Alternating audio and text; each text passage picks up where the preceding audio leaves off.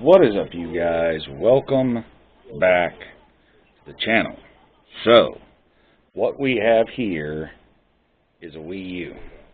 No, it's not. It's a Wii. And it is in...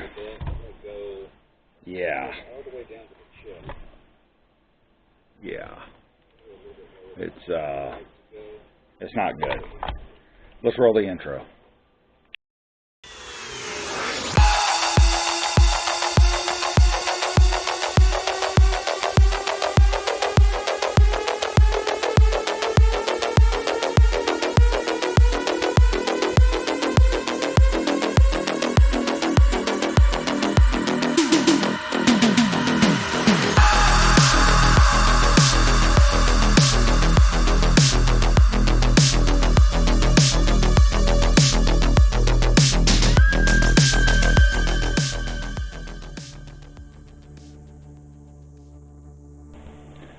So I picked this Wii up the other day, along with the Super Nintendo video, which you guys have already seen. The guy that sold it to me, it's another flea market find or whatever. It's missing both top doors, but it does have the front door, which is good. And the guy said, I don't have any cables for it. I don't even know if it turns on. I don't know if it works. But he threw it in with the Super Nintendo. And the total price I paid was $70 for everything, you know. So $70 was a little bit high for Super Nintendo, but by the time he threw in the Wii and the controllers and stuff like that, it became a decent proposition. It's not, I mean, you know, if this works, it's a great deal. If this doesn't work, it's kind of a hit or miss.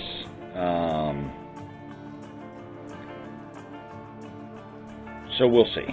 Let's find out. So I rounded up my own set of cables for my own Wii. Let me turn on my little monitor over here. And we'll see. We'll hit the power button. We got blue lights. I got a screen. Let me go grab a Wii U controller real quick. Okay. One of the only Wii games that I have is... a little bit of clickety-clackety and going on with our disk drive there. Let's go home. Come on.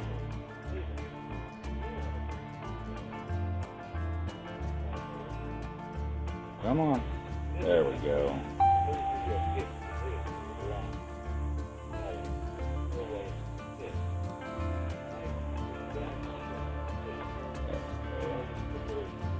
Just doesn't seem to want to pick up my remote here very well. Sometimes it works like a charm and sometimes it doesn't. Maybe it's where I had it sitting. Let's get back to the Wii menu here and let's see if it'll show up with our disc. Okay.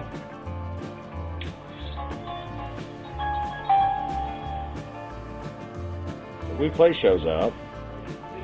The disc works. Yeah. We don't care about that.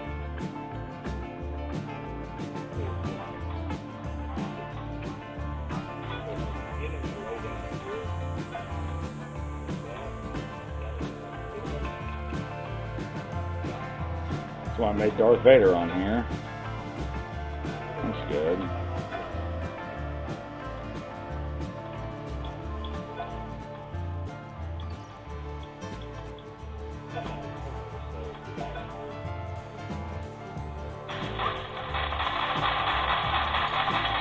Cool.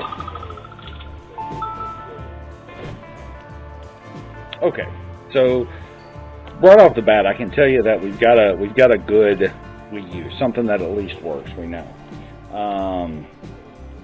which is good for us. Yay for us. A couple little tidbits. First off, the sensor bar that I'm using is from Wii U. It is the same as for the Wii. So if you need to purchase one, they're the identical same, which is great. What I can also tell you is the power cord is not the same. And you guys won't be able to see this on screen probably But where the Wii U, when you set them up here and you face them this way, Lord Jesus, I've dropped it. Even though they're the same pinout, the little cutoff piece, the little angle piece that you see on the Wii U's is it's opposite on the Wii. So the power cords are not interchangeable, unfortunately. But that just is what it is. That's part of the course, I guess. All right, so we got to plug this back up and take our disc out. That was a terrible oversight, wasn't it?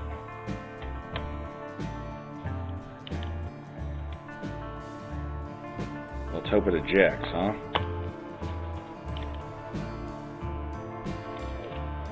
It does eject. Excellent. So we have a fully functional Wii U, other than just being filthy and nasty and dirty, and probably needing some new thermal pads, and probably needing a good cleanup. We know it at least works. So, first thing that we're going to do is, it's just dirty. First thing we're going to do is dive into this guy.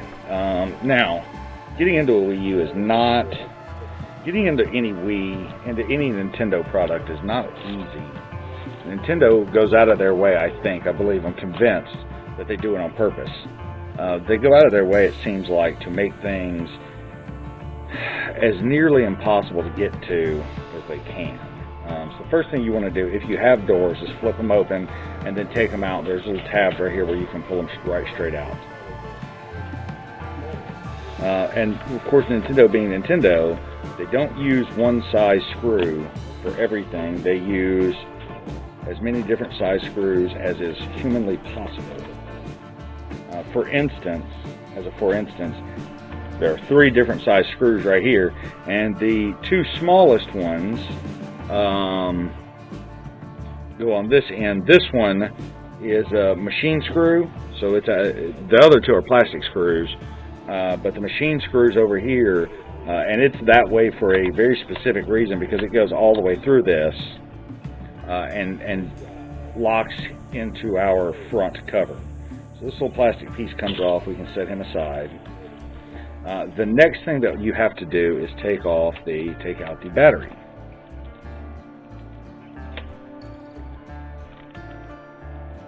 Which is a little screw, and there's a CR2032 inside of it. It's stuck. There we go. Just a standard Panasonic CR2032. Non-rechargeable, nothing special about a battery. Now there's a number of little well, there's your feet, but then there's a number of screw covers here as well. Okay, we're going to take those apart in a minute. We're going to switch over to our tri-wing screwdriver bit.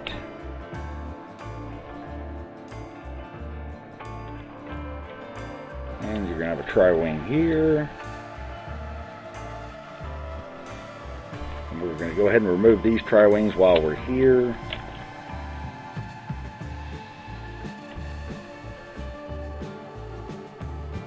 These will all, the tri-wings, notice the location, tri-wing, tri-wing, Phillips, Phillips. Way to go, Nintendo. I'm convinced, like I said, I'm convinced they can't make anything. They don't do anything easily. Or they could do it. They just choose not to. It's got to be a conscious effort.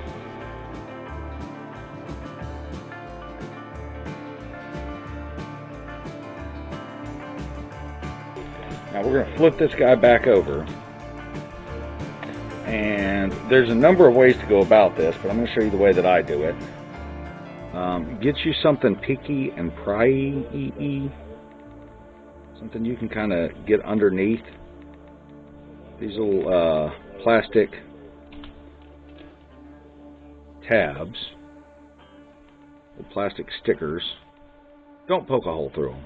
Don't do that. You'll see a lot of guys on YouTube or whatever will tell you, just poke a hole in it. Please don't poke a hole in it. Don't do that. I think we're beyond that, humanity-wise. I don't think we're to the point where we have to poke holes in stuff anymore. We can just remove the little plastic piece that goes with it, you know? I mean, surely we can remove this little sticker.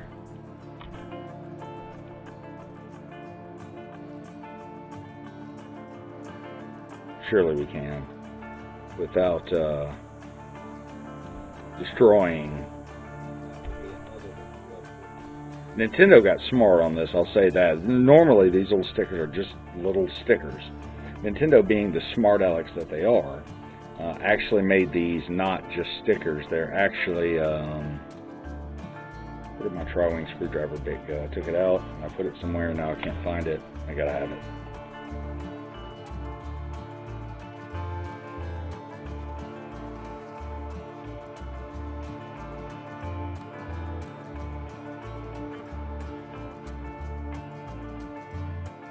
And I'm just double checking. I don't remember.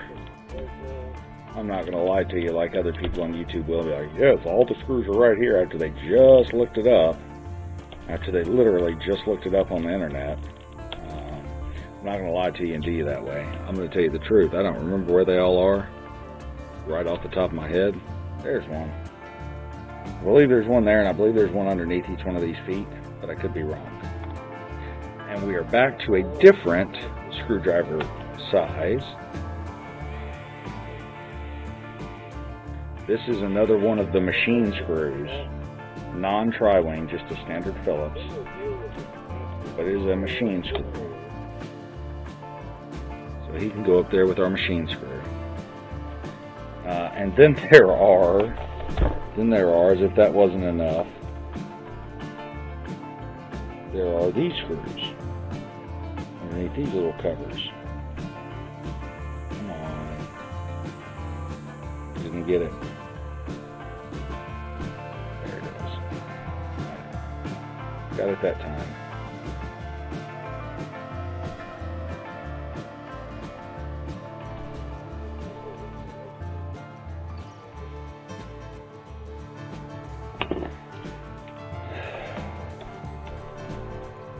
These are tri-wings, and they are a completely different size than all of the rest of the screws, because Nintendo. That's why. Because Nintendo.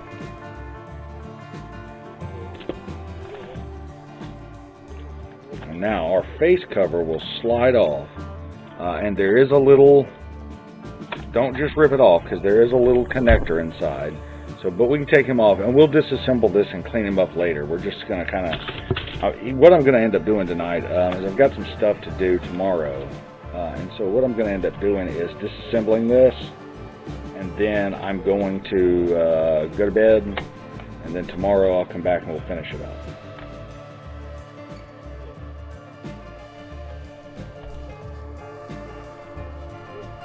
Yes, I know the rule. Don't be a dummy. Cut towards your buddy. But there's a screw underneath this foot that is a pain to lift up.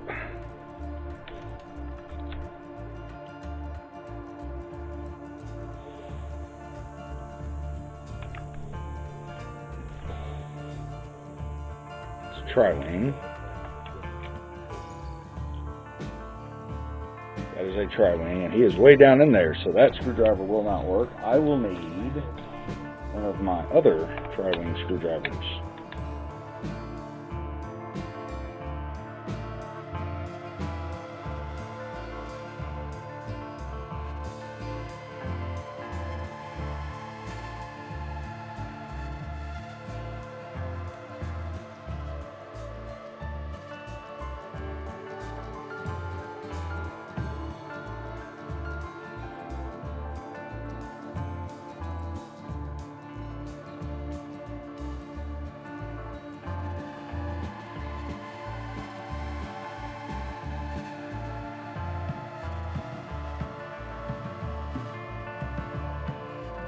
Once you get those guys off, the top plate will come right off. And it's held in. It's pretty tight. It's held in by that metal case. They did a really good job with the shielding on the Wii's. And now, we are done with our tri-wings. Go back to our Phillips heads. These are bigger Phillips heads because Nintendo. Not that size. Phillips #1s.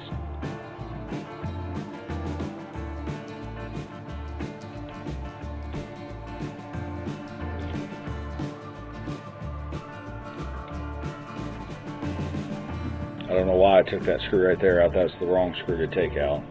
Let's put him back in.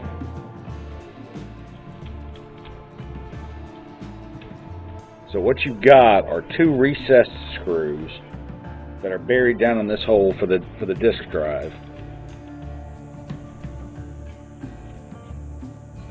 And then you've got 2 back screws on the back that are not recessed that you can get to pretty easily.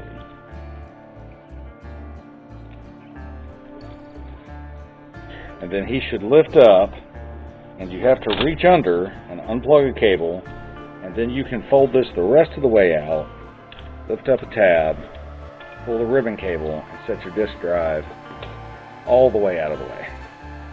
Disk drive's clear now. Okay. This is the little cable, by the way, that's a pain, and it gets stuffed underneath there from the factory. That's the way it's supposed to be. And it's the power connector, not the SATA. That's what it is. It's SATA. They've just broken it out on a ribbon cable because Nintendo. That's what they do. That's what they do.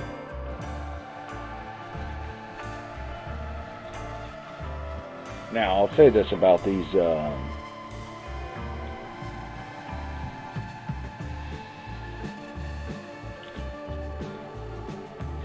You have to reach underneath here with something pokey and unclip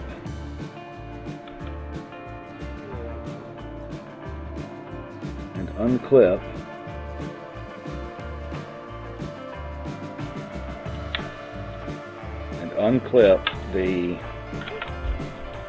this is your Bluetooth or Wi-Fi, to unclip that, and then this completely different size screw than everything else you can then get to. Yeah, I'm going to say this, the inside of this thing so far, the inside looks pretty clean. I mean, it's not the prettiest board I've ever seen, but it's far from the dirtiest too. She ain't bad.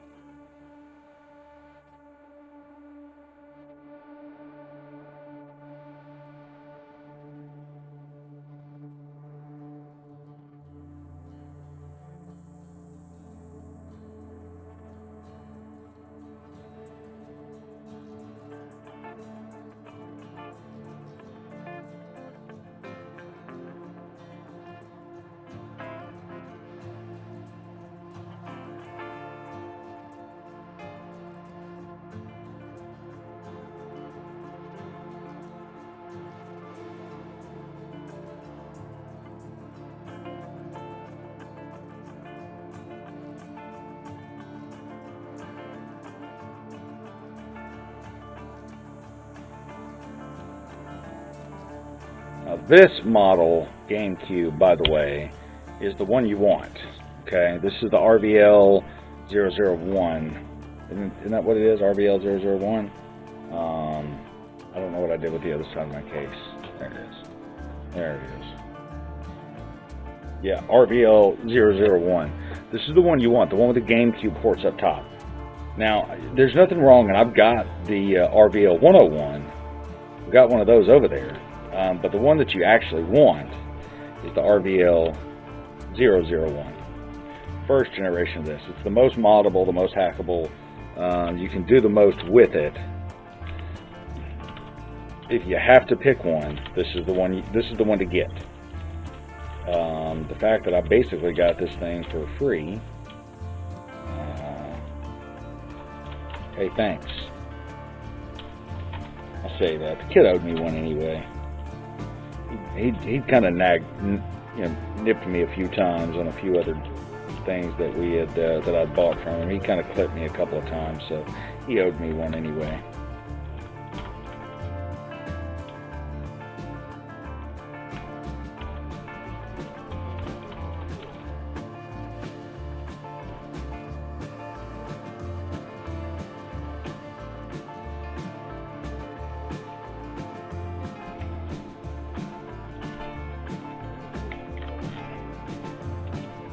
Jeez Louise.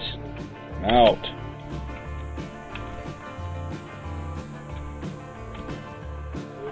There is a nut, by the way. A singular nut. I don't know if you guys can see that guy. One singular nut. It drops down inside of a holder right here. And this little black plastic piece drops down inside of this little holder. Okay? I'm going to go ahead and drop him back in now. But he'll just fall back out. So we're not going to put him back in. His whole job, by the way, is to meet the screw from the CR2032 door. Right? CMOS battery door. That's what he does. That's why he exists. Is just to meet that door. Come on. In the world. Oh, that's right. This stupid thing.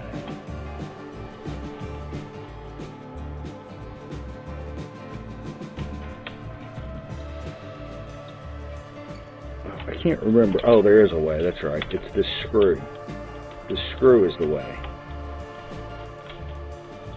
Sitting here trying to remember. It's been a while since I've taken the RVL001 apart. There is a way to get all of this out in one piece without having to dissect the entire board and take it all apart, or any more than you're going to anyway.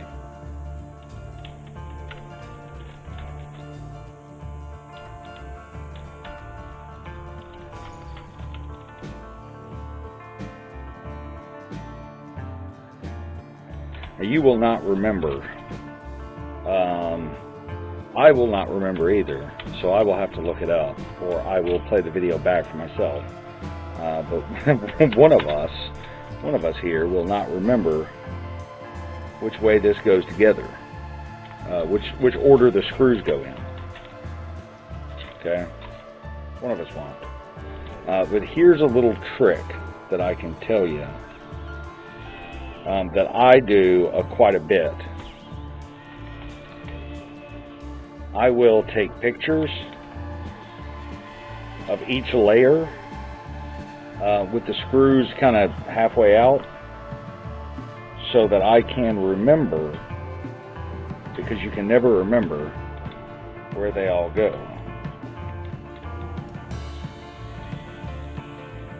Even though Nintendo has stamped the metals on this with X's and arrows, you still won't remember it. You won't. There's too many screws. There's too many things going on. There's no way you can remember all of it. You just can't.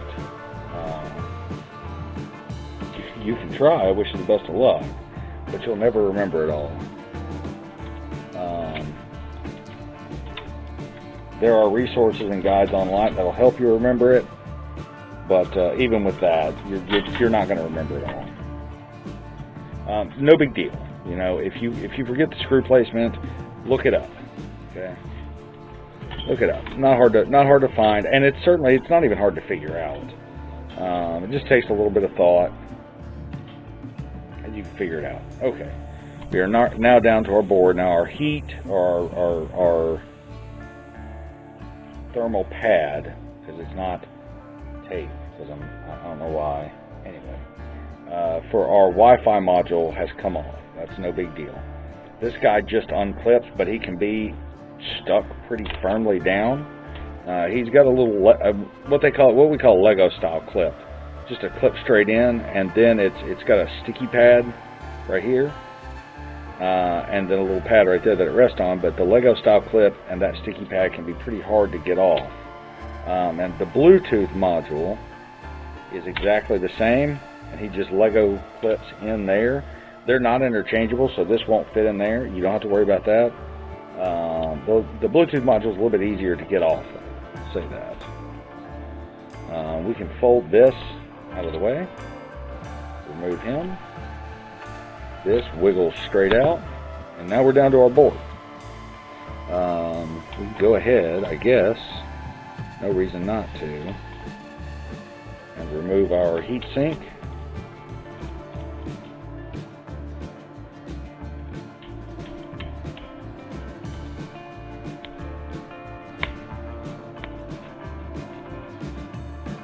could have gotten out the proper length screwdriver bit, but I didn't because I couldn't be bothered.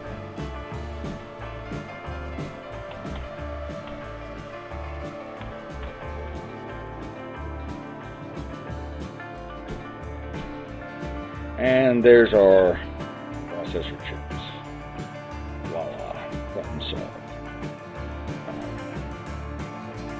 And there's our stupid hinge that the idiot broke off and just left in there because he's stupid. Alright. In typical Nintendo fashion, this board is remarkably clean. Now, here's what I will tell you. Go ahead and plan on replacing the thermal pads here. Okay, it's not a big deal. It's not even hard to do. But here's what I will tell you also. You see the engraving? Well, let me get that in the right light for you guys. There you go. You see the engraving around here? That's the size thermal paste you should be applying. Okay? Not just this little square. You should apply the outer square of that, the whole thing. And when this sits down on here, as you can see, this one's kind of slid around on our IBM Power PC chip. This did not have a good bite. Our Hollywood chip did not also, our brought-on chip did not have a good bite either. It's still very damp. Still very, very mushy. You cannot thermal paste this, okay? Now, let me back up for a second and say you can thermal paste this, but it requires a micrometer and a mill, okay? And here's why. There are standoffs that will only allow this to push down so far, right? And is designed to only set down far enough to just touch, right? To just put a slight amount of pressure down and no more. So can you mill these down? Yes, because they're just hollow. You can mill those down. You could sand them down, but you'd never get them perfect. You really would have to take it to a mill and mill those down a little bit. All Nintendo did here was just break these off. They didn't mill that, and they really should have, but they didn't. We'll gloss over that for now. At any rate, the worst heatsink design known to man. However, it does have the world's tiniest fan sitting right behind it, doing no good whatsoever. But we'll gloss over all of that too, not to get too picky. If you wanted to, you could mill this down and thermal paste it. But this is an honesty moment. I have access to a very good mill. I have access to a very good lathe. I could do that. But really, why? Why? Putting a properly sized, fresh, new thermal pad on here is definitely, without fail, the proper way to go. Without fail. Now, another thing that you can do is, and let me take this bottom plate out. What you can do, and this is just thermal management a little bit. We're not going crazy on it. If you look at where this sits on this board, once you get it all lined up, okay? If you look at where this sits,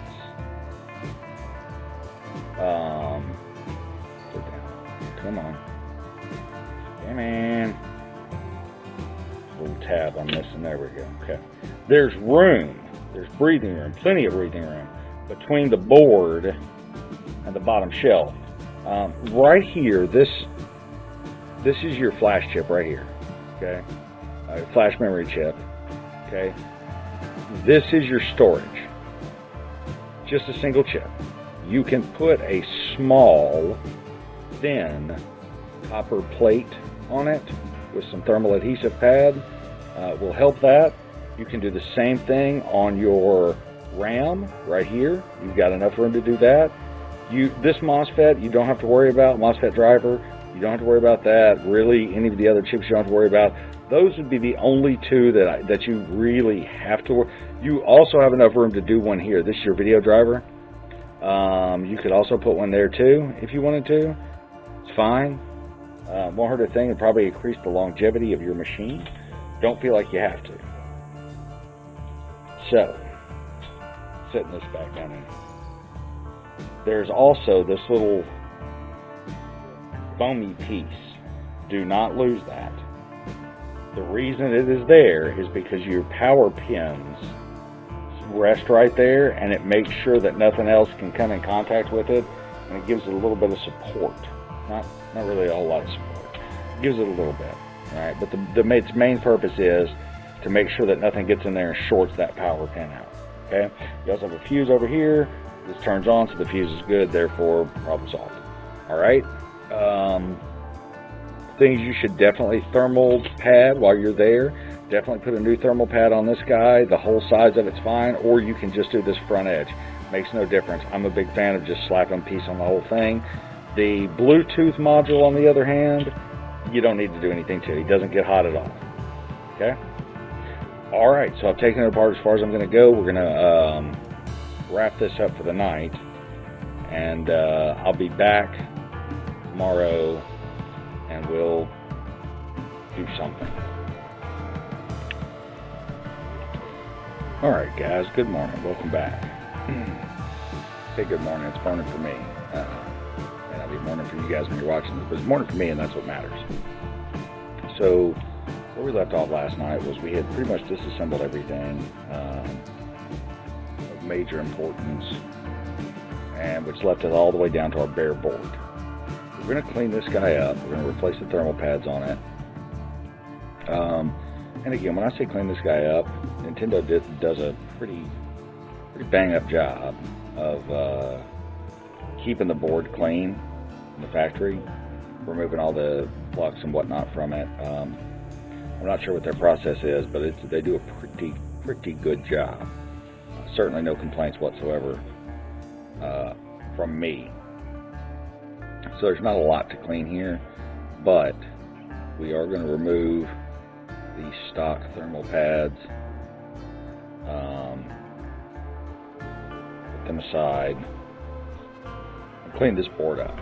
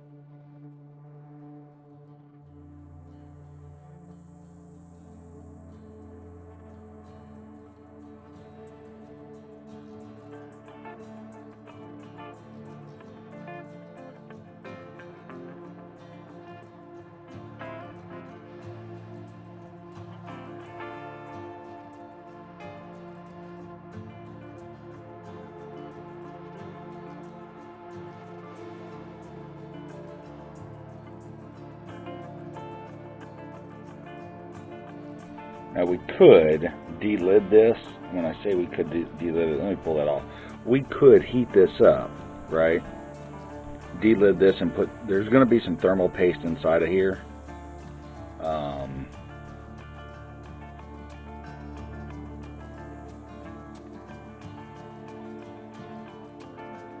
But it's not really advantageous for us to do that. We're not going to gain anything. This is not going to run so hot that these new thermal pads won't handle it. So, the 2mm thermal pads, by the way, that we're using are thicker than stock, but just by a little bit. And what that little bit gains us is that when we put this down, our heatsink down, it's going to allow it to smash this, which is what we want. You want, when you're dealing with thermal paste, you want it to smash all the way flat as it can go. And the idea is with thermal paste, okay, the theory behind it is that it should fill in any gaps in the board, or between the heatsink and the my brain went blank, and the silicon chip or the interface, the heat spreader, integrated heat spreader. That's the word I was looking for. I'll find it eventually, right? So the idea is, again, that we fill in any of the microscopic little holes. That's the idea behind thermal paste. Thermal pad is a little different. Okay. The idea behind the thermal pad is a little bit different than that. The theory behind the thermal pad, the idea behind it is that Lord Jesus, I put the wrong thermal pad on the ground. The idea behind it, the theory behind it is that it smashes down, and it does fill in some of those voids, and that it does so. We'll just whack him right off. Right there will be just fine.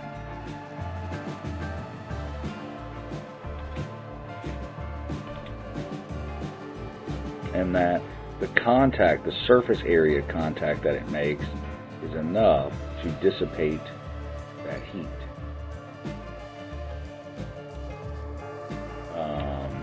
So it's the same thing, but it's a slightly different way of going about it. Okay, back. So I've got these guys. I've got some slightly larger ones. You've got these guys, which are significantly larger. What I was actually looking for here, though, these guys. So, I always recommend, by the way, putting the biggest heat sink on something that you can. Cool electronics that are cool, or electronics that are heavy.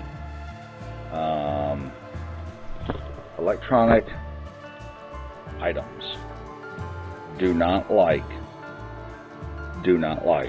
to be warm. They don't like to be hot. Now, they will tolerate certain amounts of heat, but they do not like it. Electronic devices, doesn't matter what it is, operate much better when they are nice and cool than they do when they are hot. Just lining this up. Yep, that'll be just fine. Plenty of room there. Now, you could, there, I believe, that's what I wanted to check. I believe there's enough room. I believe there is. But if we slide this guy down here,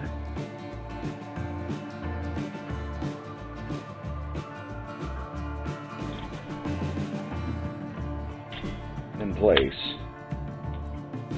there's plenty of room there for that. Okay.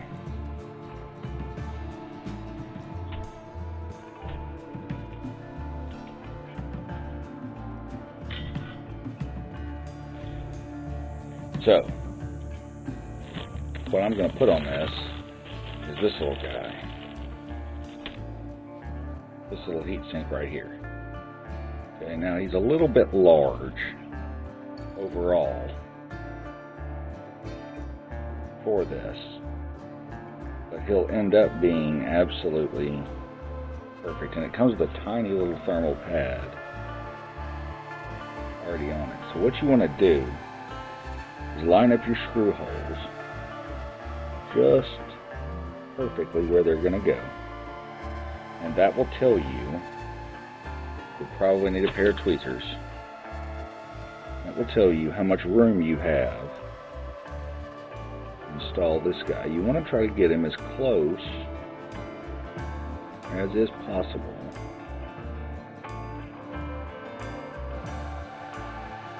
to your heatsink. Leave yourself about 1/2 millimeter's worth of room. You almost want to put it dead center and just kind of let it ride. Now, our next one that we are concerned about on the bottom is our memory chip, and that's where this guy right here comes in, this giant copper plate. Now, you want to make sure that you have good, strong adhesion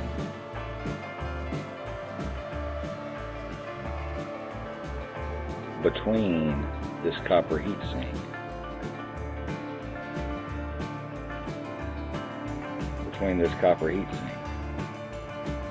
this chip.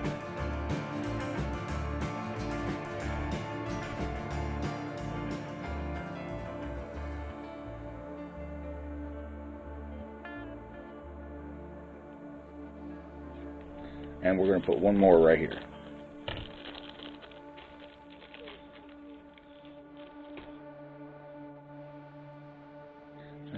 I don't know if I have room, but I'm going to find out. I might have room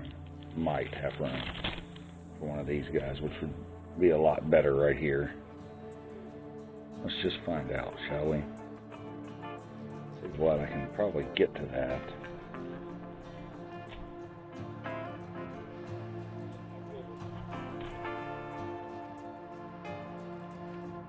No, she's never going to fit.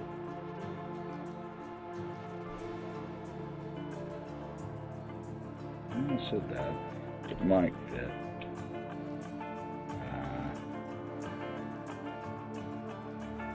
If it does, it's not going to like it.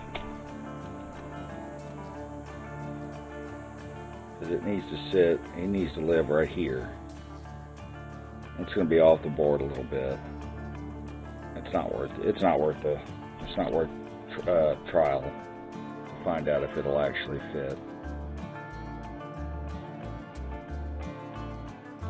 So we'll just stick this guy right up here. On. Hold down.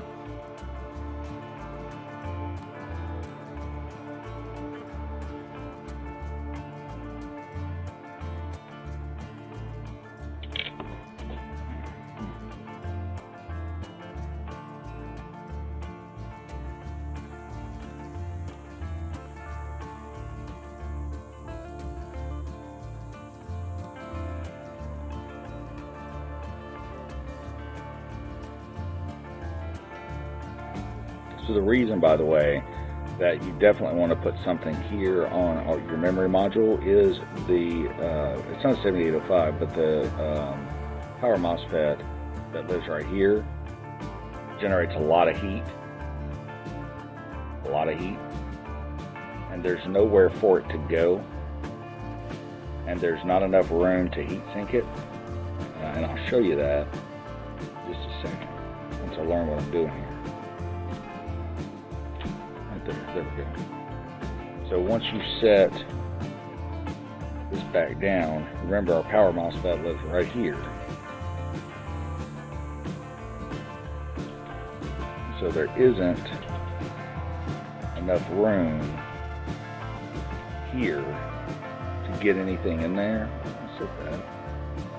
I always do this. I always look at this and go, yeah, I think I can squeeze something. No, when you look at it through here, plain as day. The only thing you might get is one of those thin copper pieces, which theoretically might help some.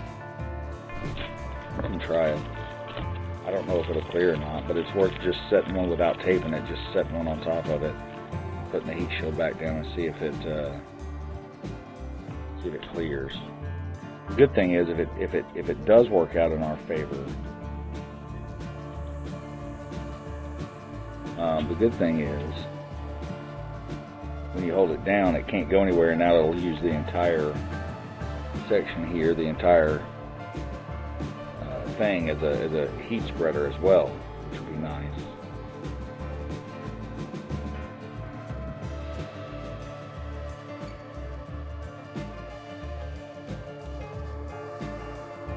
It'll fit. I mean, just barely. Okay, I'm all in on it. Let's do it.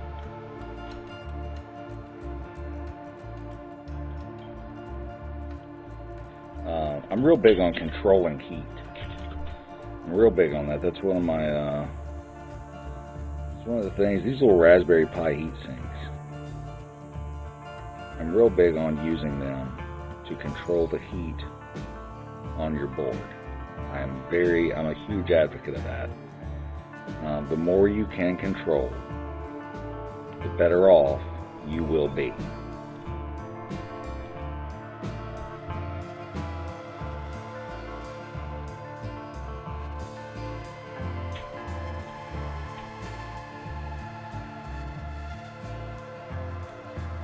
There we go. It fits nice and snugly.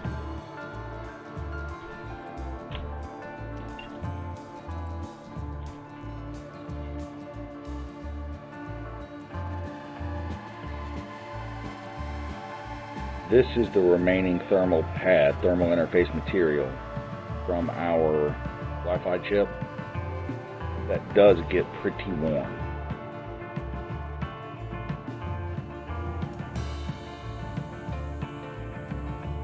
But as we have already replaced him, we no longer need this. We pretty much throw it away.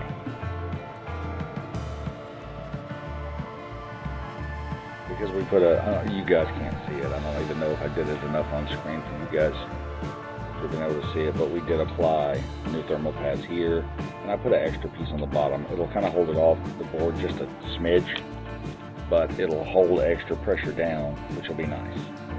All right, I'm going to take a short break, and then I'll be right back. All right, guys. So I had a drink of coffee and some solitude, and what I've decided is I'm not going to go nuts on cleaning the outside of this case yet. We're going to put the console back together first, but I'm going to use some isopropyl on a toothbrush and just kind of clean the inside of it a little bit. Again, I'm not going to go nuts here.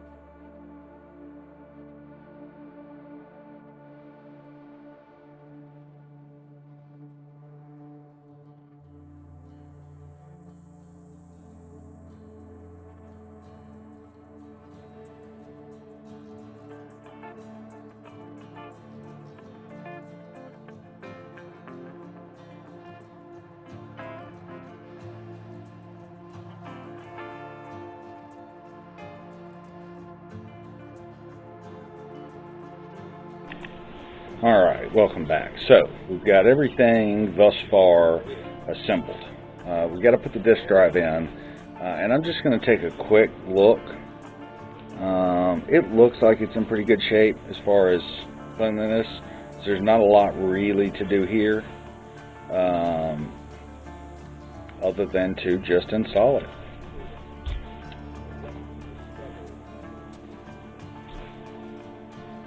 And this can be a little bit tricky to get done.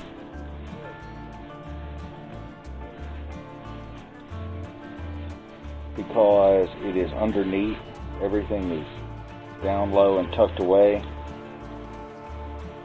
You almost have to contort your body. You almost have to completely contort your body in a weird sort of angle.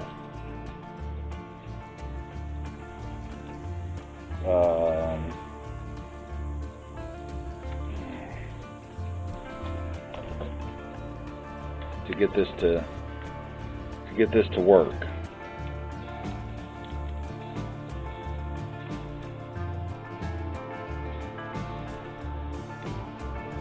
Okay. Don't forget to tuck your power cable down and under the little hole that it's supposed to click into. Don't forget that. That will be important for you to remember. We are missing a vibration damper over here. Let me look around and see if he's floating around anywhere. There's no telling where he ran off to, except for he's obviously not in there. I say we lost one. We may have never had it. I'm not 100%. So I'm gonna install anyway.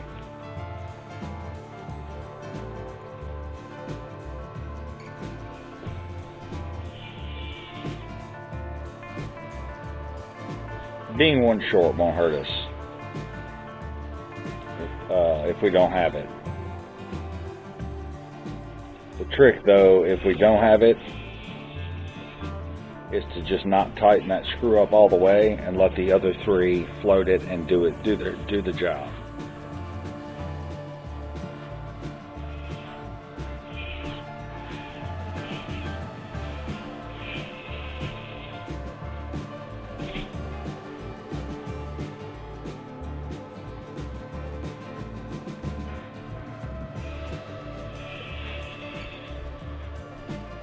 It still works. That'll be just fine. Okay, so that's got the whole bottom of the console installed, so I'm going to kind of switch gears, set him aside for now. I really got to clean this mess up. I really got to pretty soon. And we're going to clean off our faceplate. Now, as far as cleaning this guy up, there's not a lot to do here. The inside's in pretty good shape. The outside's pretty dirty. But again, there's still not a lot to do here. Just some isopropyl and a toothbrush. It's really all there is to it, inside and out. Inside and out. There's really not much to do other than, like I said, some isopropyl and a toothbrush.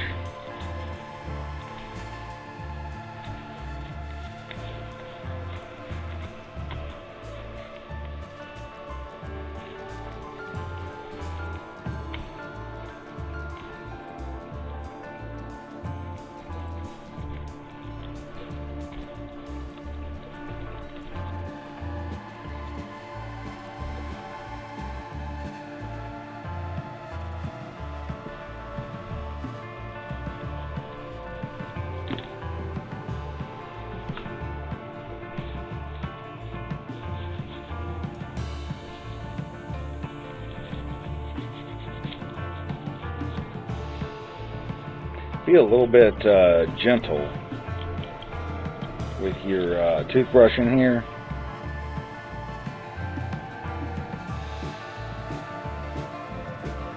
If you're not real careful, you can break things, and you don't want to do that.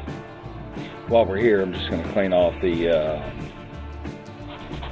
plastic tab cover here, since I just happen to be here.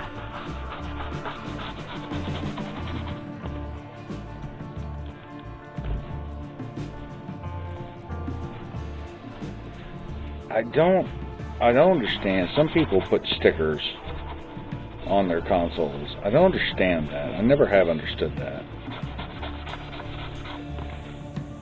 Never, ever, ever have I understood why people feel the need to attach stickers to their game consoles. I don't know what purpose that could possibly serve. But some people like to do it. What can you do? Now, the next and final part is the inside and the top cover. Now there is as Nintendo did with the GameCube, there's an air filter, and that's about it. So just pull the metal cover out, apply some isopropyl, apply a toothbrush in a scrubbing motion.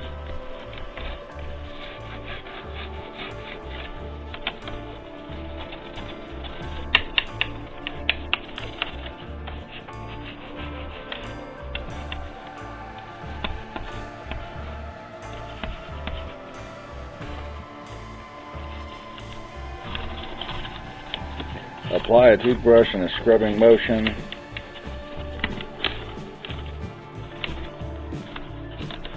And then apply a paper towel in a wiping motion. The wiping motion with the paper towel is important. Do that real quick, like, again, he doesn't have to be just trying to get the loose dust off of it. As far as the air filter goes, apply the isopropyl and a toothbrush, inside and out.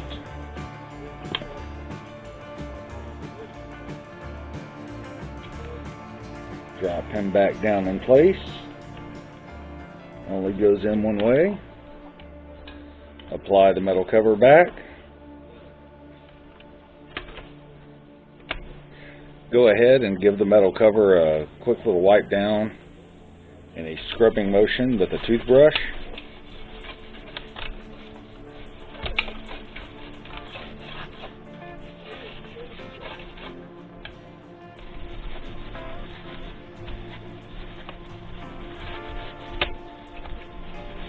And voila. Now we can reassemble our console. So to reassemble the console, and I know the top and bottom are still dirty, as I'm well aware of that. Oh, we got to put a screw in this. I almost forgot all about that screw. There's a screw that goes, two screws that go right here. And they are this screw and this screw. Ooh, dropped it.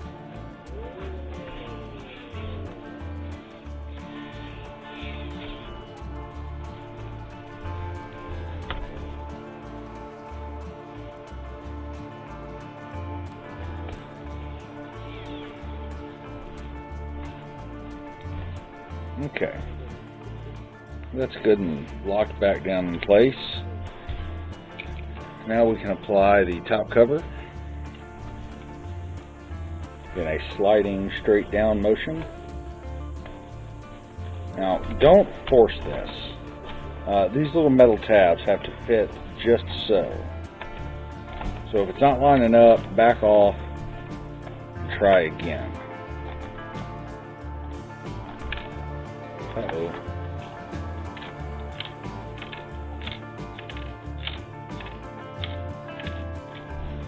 I don't like the sound of that.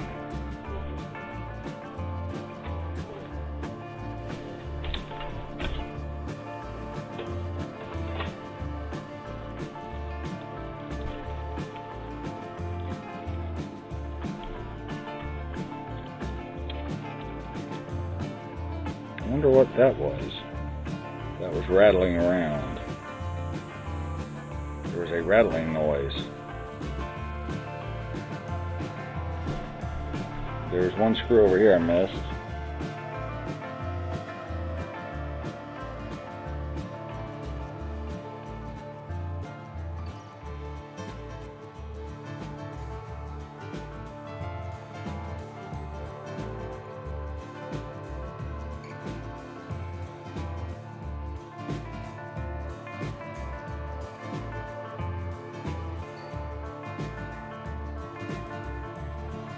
Yep, that's what I thought it was. Our little nut. That's what I thought it was. Our little nut fell off. You remember me warning you about him, right?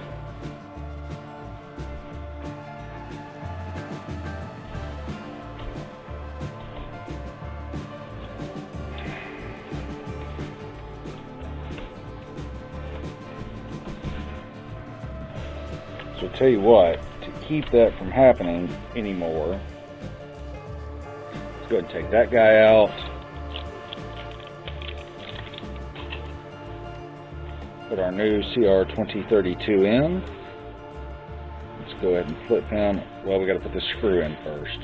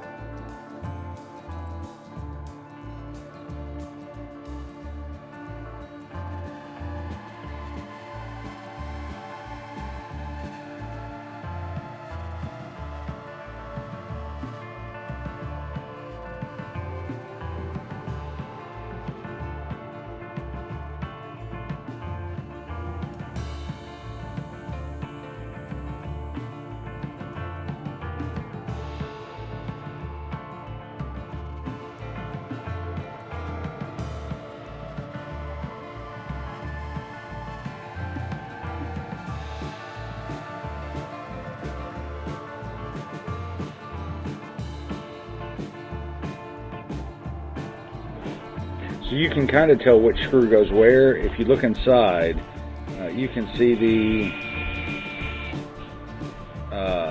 sheet metal on the inside of it kind of guides you as to where this goes. I actually don't think this goes here, but it might.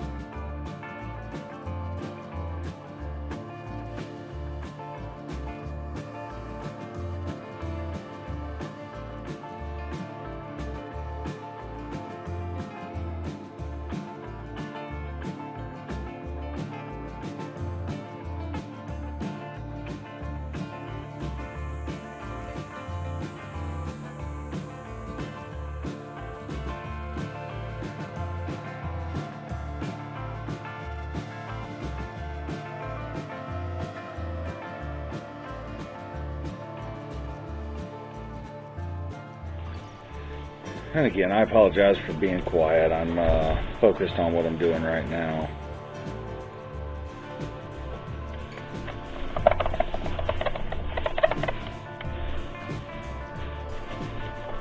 Yeah, this is definitely going to need a good polishing because it's black.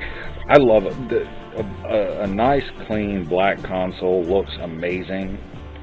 However, big downfall to a black console is, especially the piano, the solid, shiny, glossy black consoles like the Wii and the Wii U that they did in black, are that the second that you get so much as a fingerprint in their area, anywhere near them, they begin to instantly look horrible.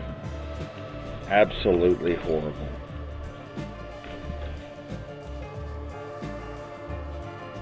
And there's not a lot you can do about it, and that's aggravating. Other than polish it, and go through a removal process where you remove all of that gunk. It's really about all that you can do.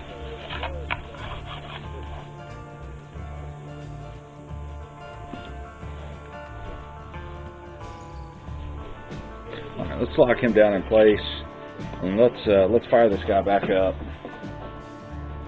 I found one of them.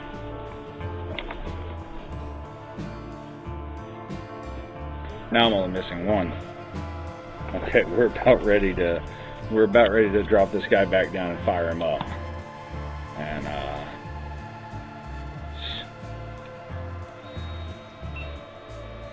kick this guy on, kick this guy on.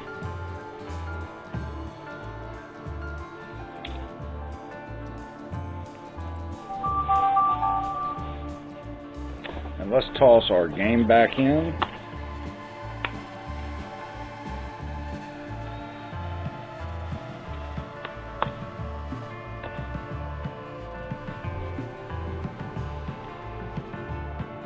So the idea is, now that we've got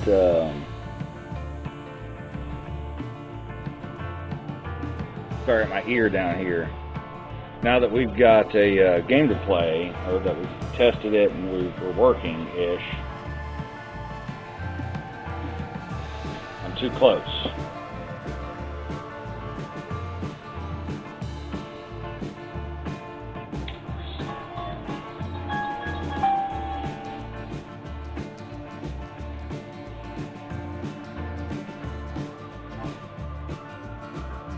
So the idea now is to do a burn-in test, right? Basically, the idea is you want to run the console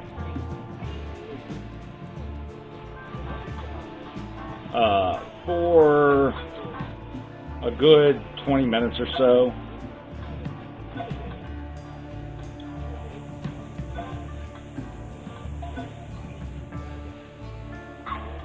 So I'll tell you what, I'm going to let this run. I'll be right back. Alright guys, welcome back. So, while we were gone, I purchased the things. I'm going to open these guys up right here. These little cover doors is really all this thing is missing to be complete. And these are easily purchasable on Amazon or eBay or 1,000 different retailers. Pretty much you just go and search for Wii doors and throw your money at them. Make sure you correctly select which color you want, because that will be the thing for you. I'm just giving this a couple more little wipe downs. To be honest, I'm going to throw all this video together in one shot, but for those of you guys that don't know, I don't lie in my videos, and when I say that, here's what I mean. When I purchase a Wii and I go through and rebuild the Wii, I don't take it out of the box and look at it and see what all I'm going to need, and then go and order all of the parts, wait for all the parts to come in, and then I have them all sitting on the shelf and I can just rebuild it all and look at how cool and great I am. I don't do that. That's not my game. Other people do that, and it's fine. It's their business. I don't do that. I would rather straight up live reaction from you guys. I would rather open the thing up in person, on screen, let you guys see it, let me troubleshoot through the problems, and then see what it's going to take to get it fixed, right? And then pause the video, go order all my parts. At least you guys know you're getting a straight up response about it, and then come back and put them all in, which is kind of where I'm at right now. So these doors are super easy to put on. They literally, I'm trying my best not to scratch these guys and fingerprint them up too much, they just kind of drop right in.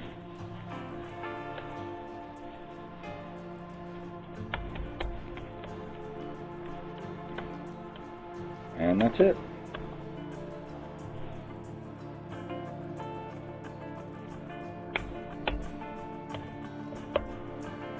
And then the last little cover door that we don't actually need on this is for this front. But I think you can just pull this right out. I'm going to leave him alone.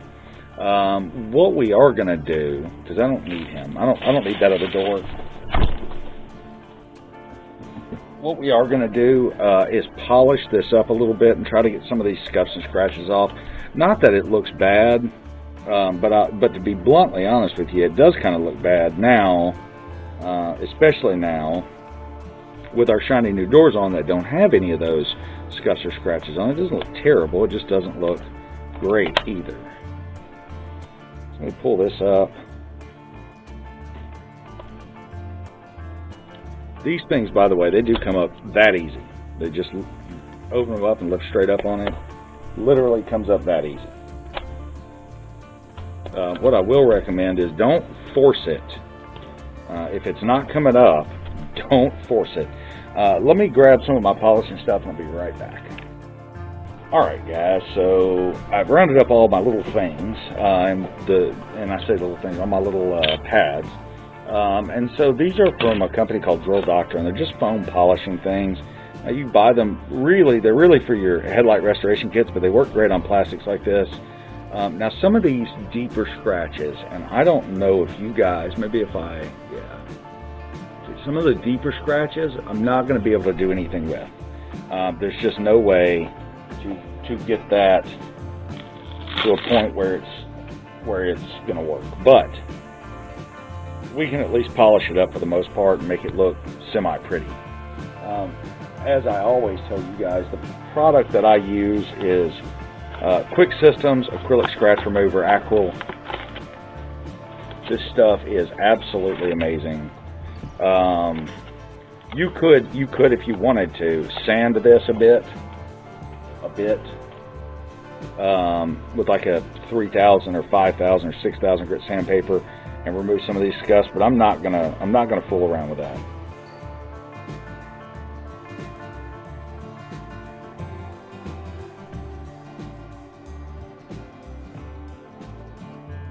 Now what I like to do with this is I like to chuck this into my drill. You don't have to. You can do this all by hand. But I like to chuck this into the old Milwaukee.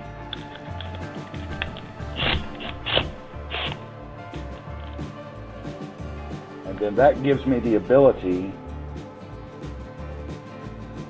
to polish this a lot smoother than is otherwise normally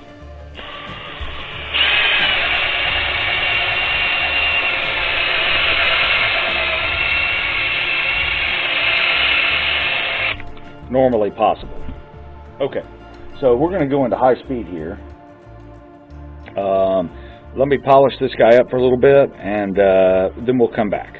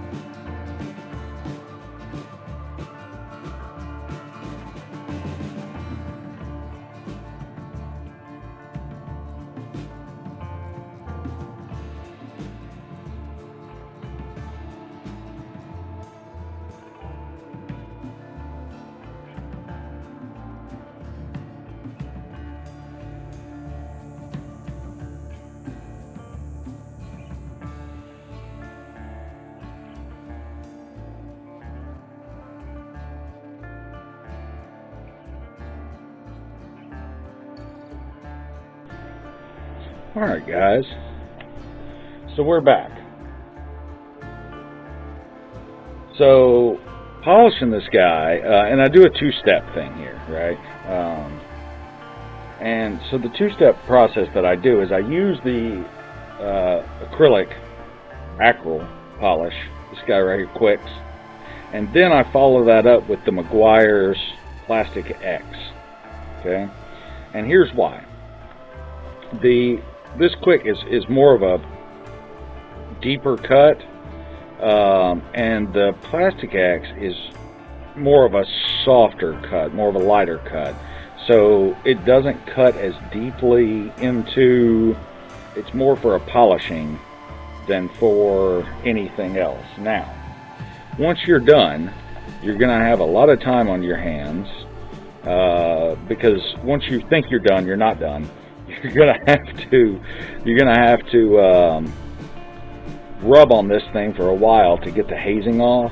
But what I recommend is leaving it with a slight haze on it for 15-20 minutes and then coming back, and it will just about wipe right up once it kind of hardens. It's kind of like waxing your car, right? You wax it on, you leave it, and then you can come back in a little bit and it's good to go. Same here.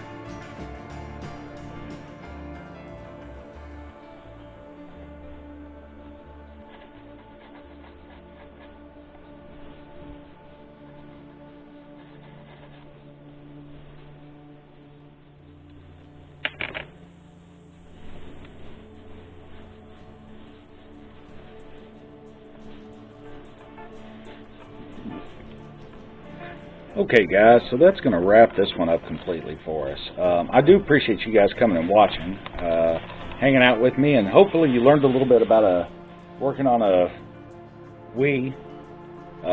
This again is the first revision with the GameCube.